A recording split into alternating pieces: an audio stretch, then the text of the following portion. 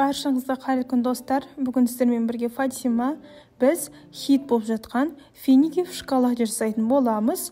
Жасалу жолы оңай, міндетті түрде жасап көріңіздер. Дәмі деген өте керемет. Ең алдымен құрмаларымызды жуып алайық. Осындай бір ыдысқа құрмаларымызды салып, жақсылап тұрып жуып аламыз.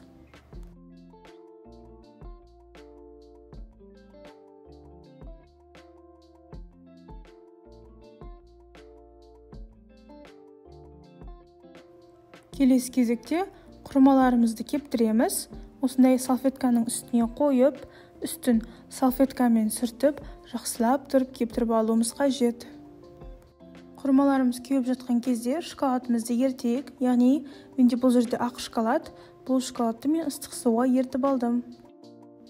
Енді құрмамыздың ортасын кесеміз пышақпен. Ішіндегі дәнегін алып тастаймыз да, оның орнына үйлеріңізде қандай жаңғақ бар, соны қоса берсеңіздер болады.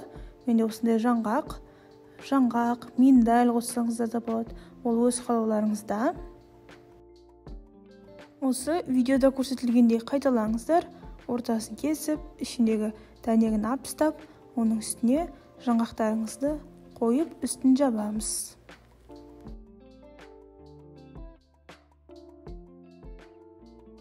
Менде миндаль да болды.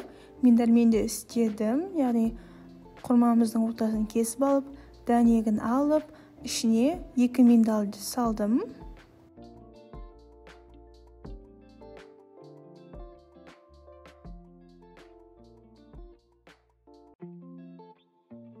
Менде бұл жерде сүтті шоколад пен ақ шоколад болды.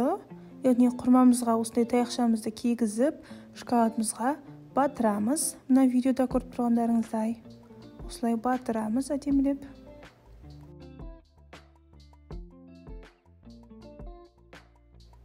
Алдын ала дайындап қойған формамызға қоямыз. Мына жерде ақ шоколадпен де көрсетейік сіздерге. Құрмамызды саламыз, шоколадтың ішіне батырамыз. Осындай әдемі болып шықты.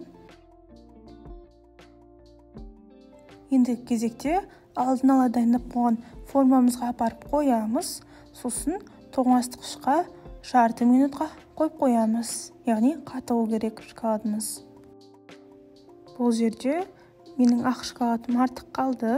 Яғни артық қалған шоколадты осындай салафанға құйып, үстін әсемдеп шықсаңыздар болады. Мына видеода көріп тұрғандарыңыздай. Қарасаңыздаршы, көздің жауын алады. Дәмі өте дәмді. Сіздермен болған Фатима. Менің каналыма тіркеліп, лайк басып кетіңіздер. Және де бұл жерде финикиді кесіп көрсетіп жатырық. Осындай әдемі болып шықты. Міндетті түрде жасап көріңіздер. Сіздерге ұнайтынына сенімдімін.